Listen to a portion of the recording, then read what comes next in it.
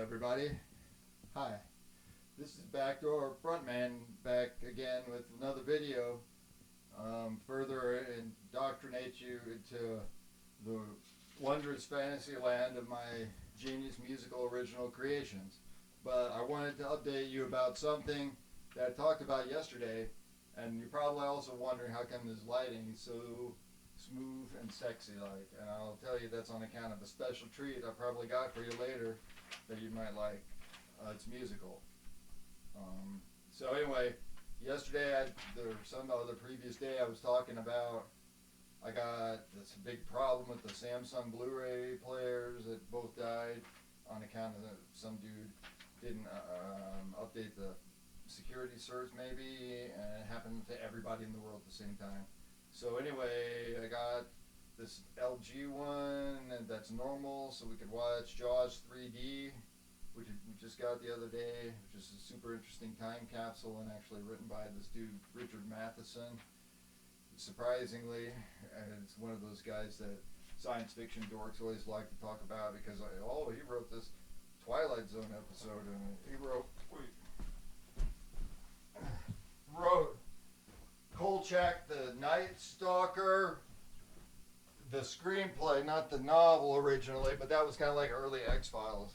Everybody watched the X-Files was old enough to remember Kolchak the Night Stalker. Anyway, this dude wrote, here's a book I got by him from Science Fiction Book Club a long time ago in my childhood years.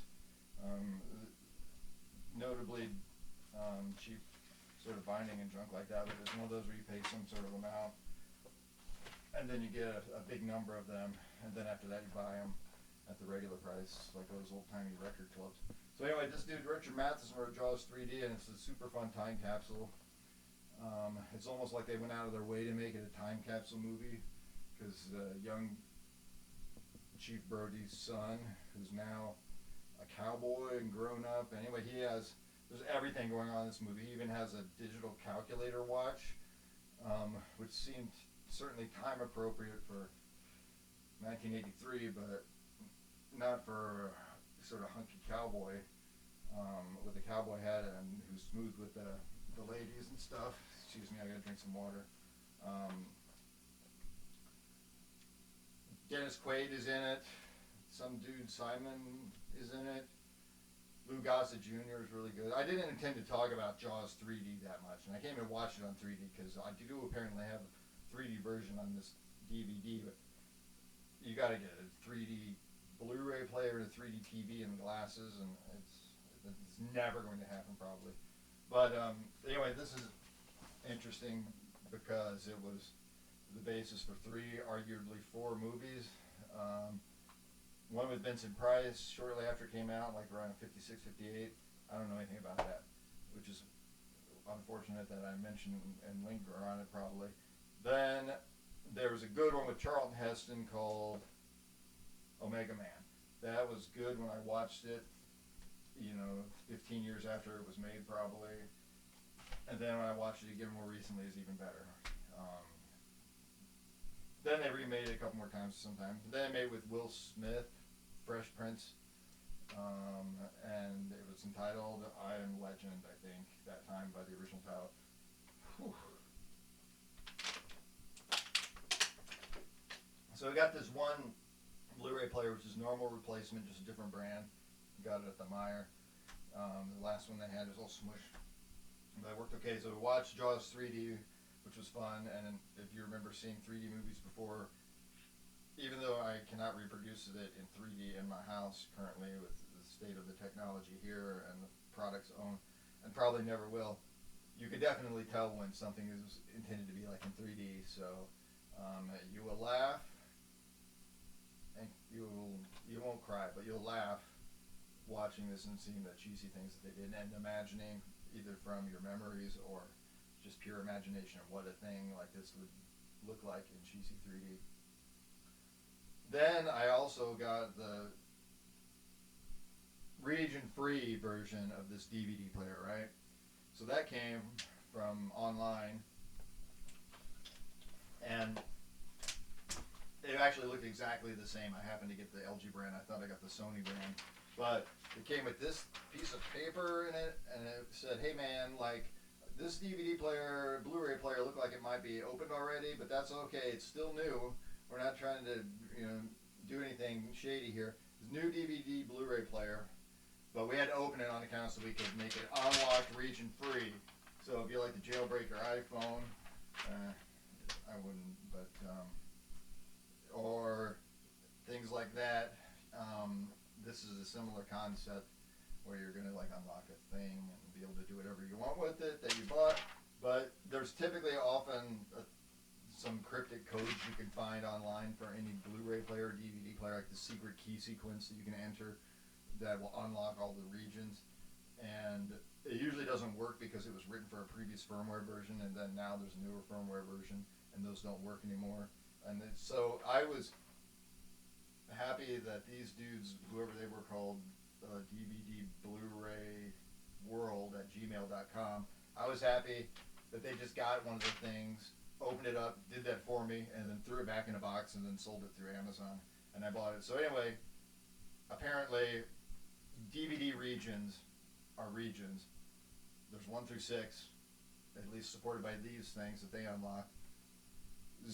Blu-ray, apparently they call them zones. They don't call them regions. Of which there are only 3, at least supported by this contraption, and they're not numbered either. Apparently they're lettered. God only knows what they call 4K areas or regions or zones and what sort of numbering scheme they use. Anyway, so I didn't know that Blu-ray equivalent to DVD regions were called zones. They apparently are. There's 3 of them. Anyway, this thing will let you set it up. Apparently, maybe you have to change the Blu-ray region if you're going to try the Blu-ray zone. If you're going to try a Blu-ray that's from out of your market, like a European or Australia one. But it seems that it will do all the DVD regions without you having to mess around and do a bunch of junk. So you can just forget about regions and so throw stuff in and not have to worry about your unshackled from the chains of restricted DVD regions and pretty much unshackled from Blu-ray zones, but it's easier for regions. So anyway, then I got it all set up today quickly, and I thought I was going to have to upgrade the firmware. No, they already upgraded the firmware to the latest that it is the latest for those LG things. Plus, also then they did this unlocking. So cool. Seemed like it was good, and now I really want to watch something that I had that I couldn't watch before. That was a DVD from a different region, and I also didn't want to stand up, so then I leaned over and I dug around the shelf, and we had this thing, Sign of the Times prints. You can maybe tell it's got like a lot of Japanese on there, and that is on account of when we got this. We went to Japan to get this, this was not. We didn't go there to get this, but once we were there, we went to Tower Records, and they had a bunch of stuff like this. Maybe it was Tower. I know this was probably. Look, we went to Japan and we got this because you couldn't get hardly any print stuff back then. Before he had died, so we got this, and we're like, all right, now we traveled the world and found this one copy of Sign of the Times. We're going to throw this thing in the machine and watch it. No, we were doomed to bitter disappointment because of the region of this thing. However, now we're unshackled from the confines of DVD region, and I threw this dude in there, and it worked perfectly. It just started playing right up. So that was pretty fun. And I also bought this thing for some children that I made, and they like Japanese stuff, so I got this for them. And unfortunately, they were shackled still, as they still even are today, by the chains of DVD regions. So they were never able to watch it, so I just brought it home and kept it all 5 years or whatever. Here's a price. I can't even tell what is the top of this. Here's the price tag off of the Brother Conflict DVD thing that I have here. They gave you this book. There's all kinds of great stuff. Japan's amazing. It's lovely. Put all this cool junk in here for you. Fun. I don't know what it is. I think it's probably the poster. I don't want everything to fall out any more than it has already. but I can finally watch this brothers conflict. And oh, here's all the other junk I thought was going to fall out. There's a picture of maybe the brothers, or I don't know who these are. Anyway, nice packaging. I just picked it out because of the sibling rivalry aspect of it. I thought they would enjoy that. The other thing I mentioned the other day that I was hopefully going to... What the... There. Sorry, the screen locked and I couldn't see myself to monitor the quality of everything that's happening that good. So I'm going to unlock that. Anyway, so I mentioned the other day I had this Beatles anthology thing. I would go back, advise you go back and revisit that episode. It was maybe episode 1 or 2, because there's only 2 other previous episodes. Anyway, this turns out I am not getting my hopes up for this because although I couldn't figure out what region it was, I did notice that it was PAL as opposed to NTSC. So the Sony player had all these bold claims on the webpage about it. The Sony region for you went about handling PAL and NTSC and whatever you want. But then for some reason at the last minute I switched and got the LG one. And it made no such bold claims about supporting PAL. This one is interesting though because there's an adapter. I can run this off of 110 volts alternating current or 200 and something, probably 220, maybe even 250 volts of AC. There's another thing you can put it in so you can use this, take this anywhere on the world that you're fleeing to, and bring your collection of various region DVDs and various zone Blu-rays. Be all set with this thing probably, except maybe not for PAL. I'll let you know. But this reminded me, this Prince Sign of the Times live thing reminded me that sometimes you make a thing on YouTube or the SoundCloud or the whatever, the mp3.com, and you don't expect anything of it, and then you forget about it also, and then you come back to it, accidentally look at it 3 to 7 years later, and you're like, whoa, I forgot I put this thing up that was not a serious thing, and now it has 1,707 views or listens. So I have a thing like that where I'm wearing a Waylon shirt and playing a baritone saxophone. That became surprisingly popular, or maybe not surprisingly irritating, so much so that a lot of people found themselves drawn to it to complain about it. So I checked that out. I don't know how that benefits me in any way, but maybe you'll enjoy it. Actually, I enjoyed watching it again the last time I did. Another thing that I was reminded of that is surprisingly popular is I made a cover of "Let's Go Crazy" by Prince, of course, from Purple Rain, and I made this cover shortly after he died, and anyway, so I put it on SoundCloud and I made it public and not private, and so a few years later I looked, and some poor devils had stumbled into it.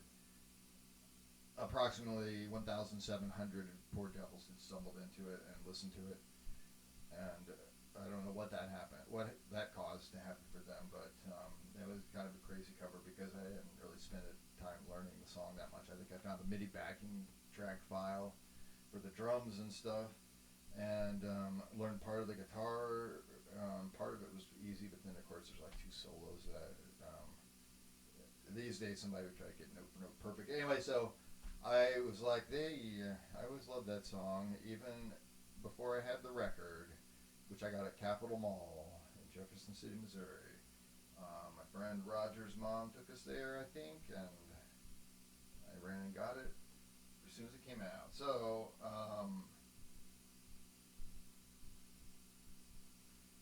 I made that recording.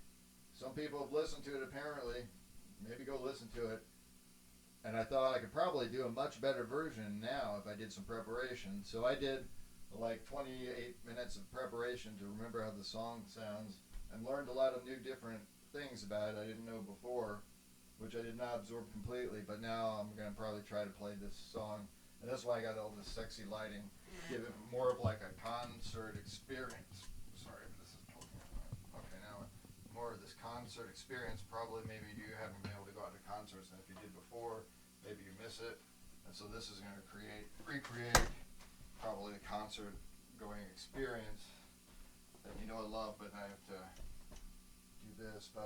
So in case anything happens to me during this, so far my experience with that unlocked Blu-ray DVD player has been 100%.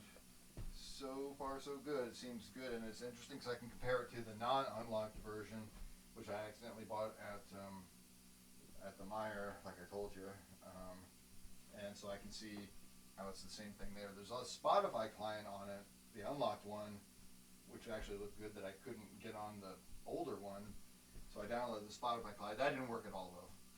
It just launched and crashed. So anyway, so this may not sound that great, but here is take you a flashback to 1980 something, and it goes like this. Dearly beloved, we're gathered here today to get through this thing called life. This is electric word, life. It means forever, and that's a long time. But you know, there's something else you're gonna get to. I'm gonna tell you about is the afterworld. A world of never-ending sunshine, where you can always see the sun, day or night. So when you call up this psychotherapist in Beverly Hills, and you know his name is Doctor, everything will be alright. Instead of asking him how much time you have left, ask him how much of your mind you have left. Because in this life, things are much harder than in the afterworld. In this life, you're